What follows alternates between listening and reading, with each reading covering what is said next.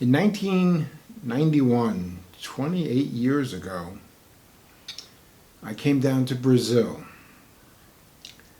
and I haven't been back to the States in 24 years.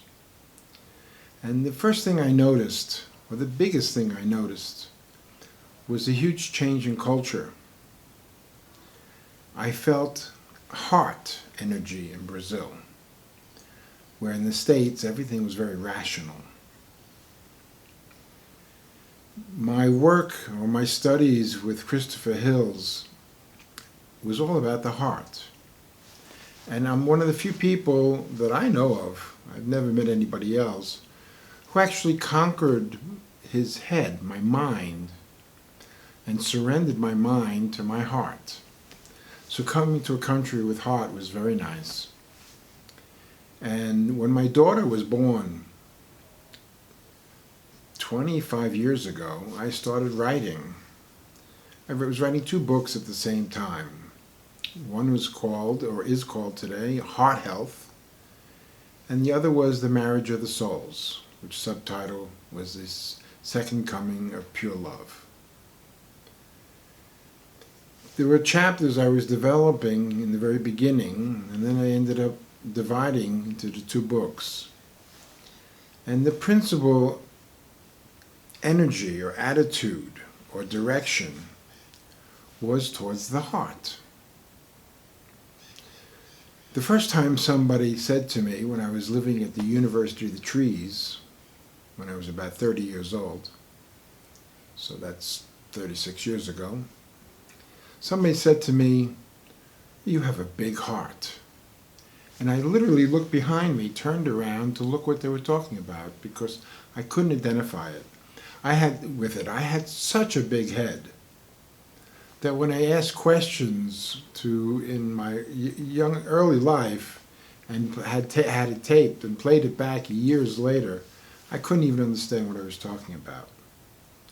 And yet, I conquered that mind by devoting myself totally to heart energy, or my heart. And this is the biggest problem in the world, where the human race is lacking heart. We've developed our heads at the expense of our heart. When we think all day long, and most people from the minute they wake up to the minute they fall asleep are thinking, one thought leading to another. Well, this is not the way of the heart. The heart, it can sit still. It can be in silence. All the major religions, in essence, are about the heart, or getting to the heart. And yet they create a lot of blockages by creating lots of beliefs which we hold in our minds.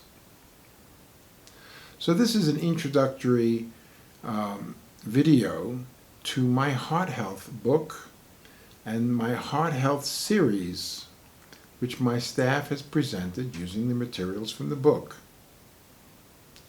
And it presents a series of meditations. You could even call them, some of them, meditation prayers that are directed to directly getting in touch with one's heart. I have a chapter, is the first text you'll be reading in the series, about the vulnerability of being, which is my unique contribution to the spiritual, religious world, defining the heart in a way that we can understand it, because it is very mysterious. When I say the heart is the vulnerability of being, I'm talking about pure feelings. When we, and this is going to be the first exercise, when we travel from our minds down directly to our hearts, the only way we really know we are reaching the heart space is when the tears of the melting heart come running down our face. For in truth, whenever we go into the heart or out of it, there's tears, because it's a barrier. When you're thinking, and then you drop into the heart, the thoughts stop. and the tears start because we're getting in touch with our pure feelings. The strongest person in the world is the most vulnerable. They're not afraid to show their feelings. They're not afraid to show themselves their real nature, which is a heart nature. So I'm offering this series as an answer to the world's problems, to people's individual problems, because there is no substitute for the heart. When we get sick, when we get cancer, we become more vulnerable. It's an opportunity actually to reconnect with our heart, which is the vulnerability of being. The heart is a beautiful space. It's a loving space. It's a sensitive space. It's an intuitive space. Einstein said, "I think with intuition," which he defined as a feeling. And of course, feelings are different than emotions. And you'll be reading about that too. So I'm very happy to give this to the world freely. I've gotten away from this work by getting so deeply into medicine. But this is the essence of who I am, how I've been successful, how I created natural allopathic medicine, which I'm now calling innovative medicine. It's by my dedication to heart and to truth. Because the truth of life is the heart. The mind is not the truth, and that's self-evident because the mind can so easily deceive not only itself, but others. The heart does not do that. The heart is beautiful.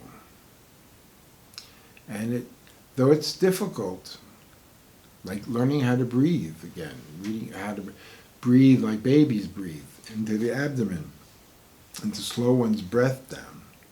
It's not easy. Dropping from the mind into the heart is not easy, especially in the beginning. But until those tears come, you know you haven't gotten there. So the first exercise is exactly this. It is going straight from the mind in a straight line down to the heart.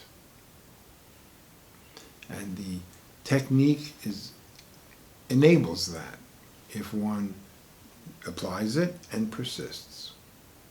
So good luck. I hope you find your most beautiful self.